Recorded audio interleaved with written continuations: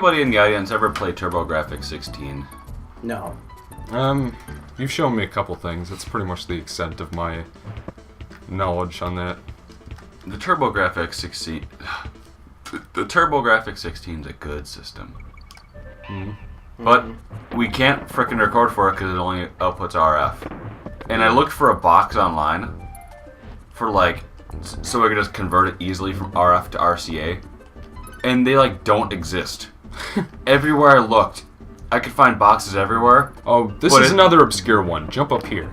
But it's RCA to RF is every box I could find. It's like, gee, output something that has decent output quality and just output it to the worst possible thing ever. RF is horrible, and of course Turbo and like the NES Model 2, they only use RF. And the Famicom. I didn't even know those things existed until I started like collecting retro. Top loader? Yeah. Like, I didn't... Well, when I got my Genesis, it didn't come with an AV cable, even though it had one, you know. The one I got was used, and it came with an RF box.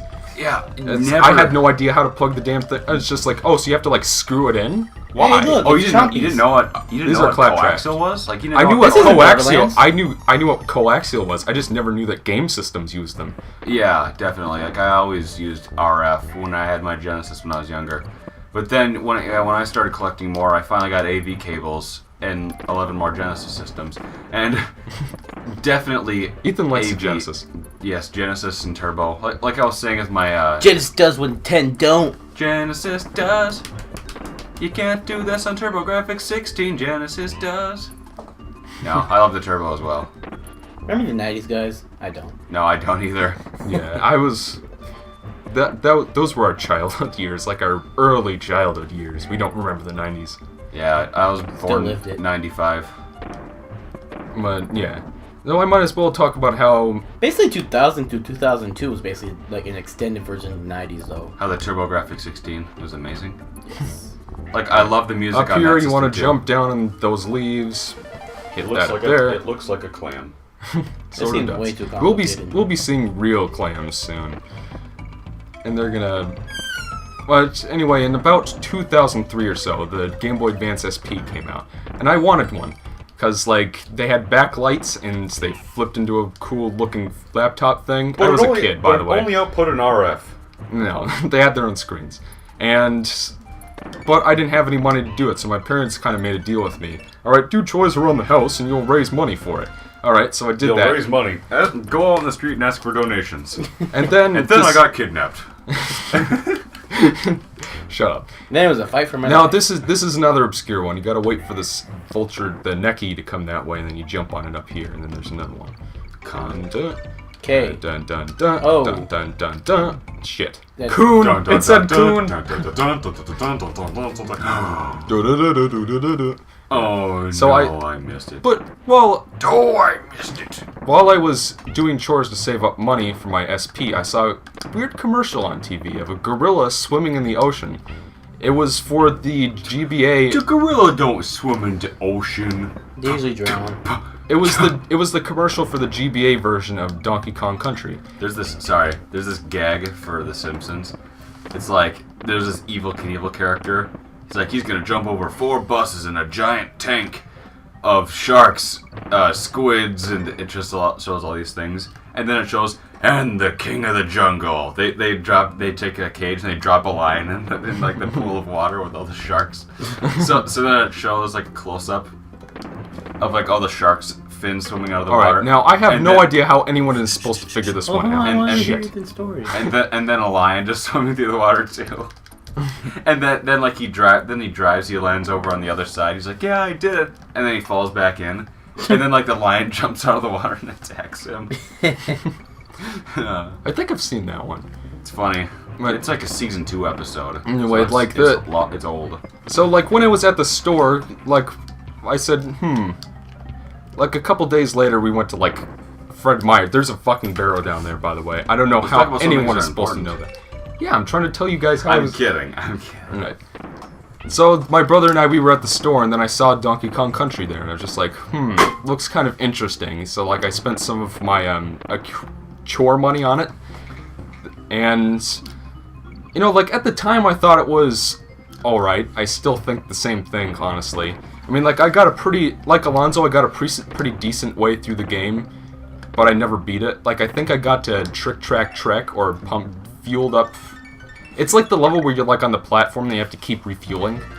And alright, by the way, if you're concerned that you have low lives, you can ride Funky back to an older world and use it to save that way. So, but I don't need it because I have a good stockpile of lives and I know what I'm doing.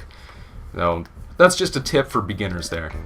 And so I mean, I've always kind of felt the same way about DKC 1. Like, it's not a bad game by any means. It's a lot of fun if you know how to play it right.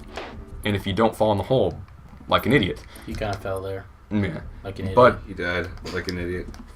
But at the same time, you know, like, I kind of agree with Ethan, honestly. I find it a little boring. Mm-hmm. I don't know exactly what it is about the sequels that I don't find boring. But you're the Exo Paradigm gamer. You're supposed to know. I mean, like, I think part of it is the story. The story, it's fine that it's basic like that. I have no qualm with that. The story?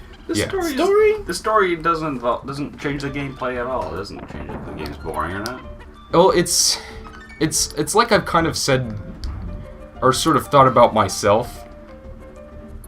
Like, I'm fine with the game having a very basic story. The whole banana's been stolen by evil crocodiles story, that's fine. The princess is in another castle. The problem is that there's no progression. Like, there's no frame to the story. Like, it just sort of starts and ends. Your and there's princess no is real... in another castle. I don't know. I mean, like, there's no sequence here. Like, why am I going to this world and doing stuff? I really don't think platformers really need a story as much. No. I think when story really matters, So is would certain you? So games Ethan, would you like play RPGs Mega Man? and stuff like that? Would Mega Man be as fun if Dr. Wily wasn't there and the game just started and ended Yeah. randomly, It's with no rhyme or practically- reason? Practically the same every game anyway, so... Yeah.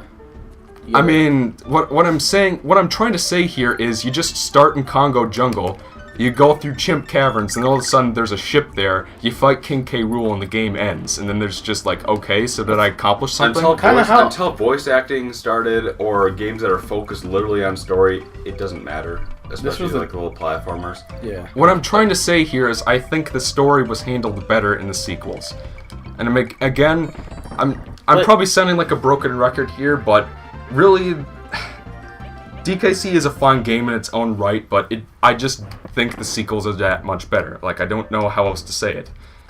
You can But take in DKC 2, it's you can just getting kidnapped. You can take Exo Paradigm Gamer out of the review, but you can't take the review out of Exo Paradigm Gamer.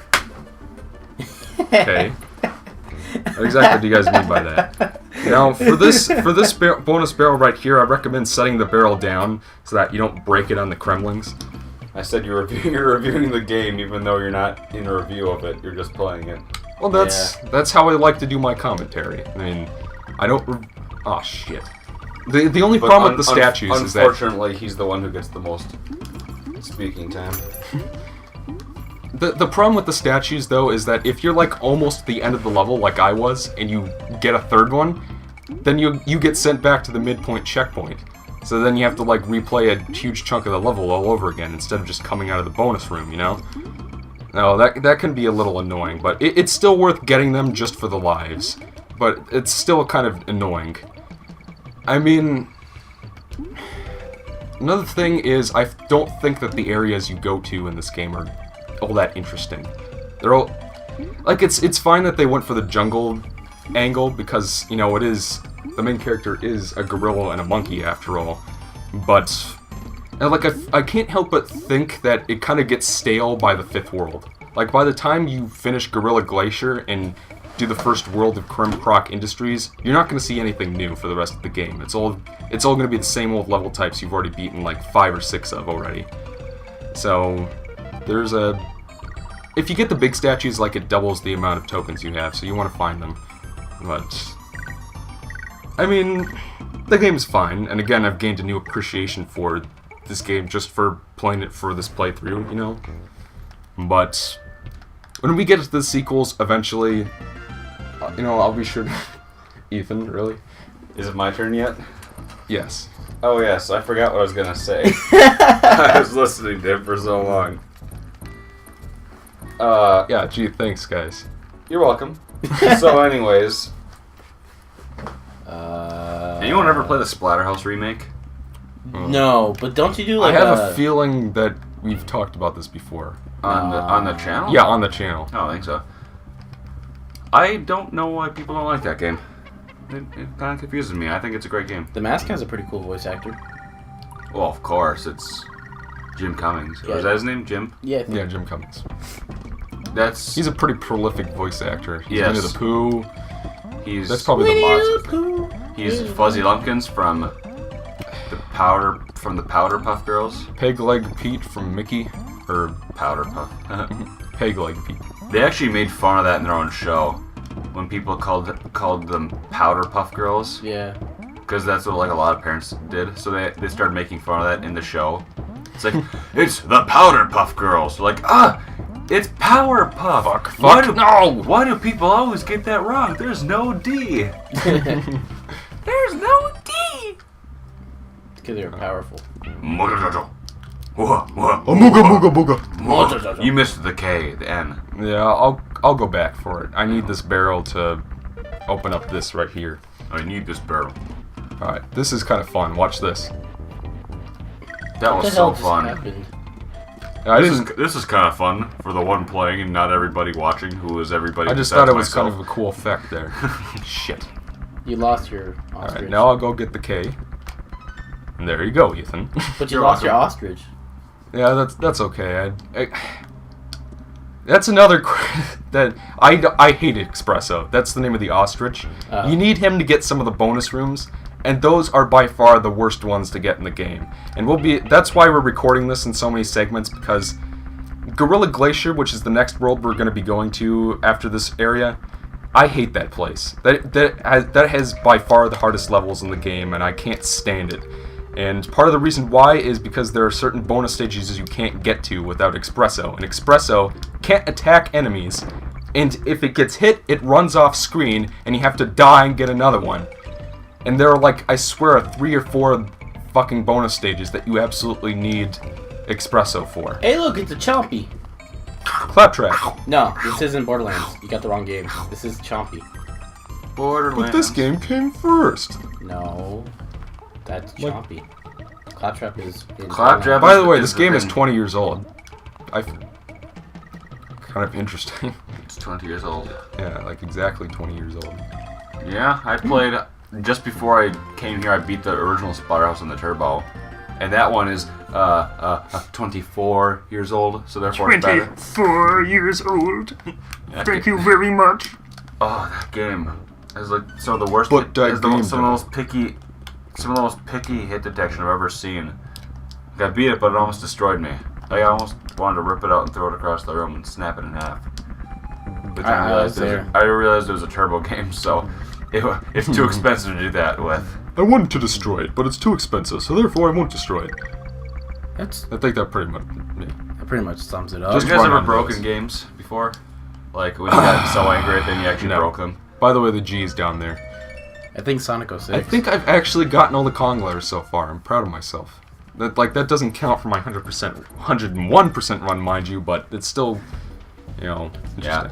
I've broken a couple of games. I broke, like I told you, I threw away a Bubsy 2. Bubsy. These next couple levels are gonna be kind of sucky. So I think we're gonna, Ethan, if you want to finish up your thought there. I broke a Duke Nukem Forever. I burned it. I broke a couple of original Xbox games when I smashed my Xbox with an axe and uploaded it to YouTube. Which is still up, by the way. What else did I break? I broke a Mega Man 4. A couple little games like that. Ooh, I got one. A Superman 64. Yeah. Oh, I got one. High School Musical Sing It. I remember we had that in our house, and I'm like, I'm destroying this shit. I don't want it. I don't want it. I just broke it. Was it for Maria? It was from my sister, yeah. Maria? Me there. Mireia? Mireia. But yeah. Alonzo loves me there. Yep, she's my sister. Yeah. She's not gonna be sister. happy that we're talking about her. Oh, She we could could probably beat Does the she shit even out of watch? probably Probably not. sometimes, maybe, I don't know. Doubt it. Doubt it. She knows everything. See you next time, folks. Yep, we'll see you guys next time when we finish Vine Valley, and yeah. That's all, fucks.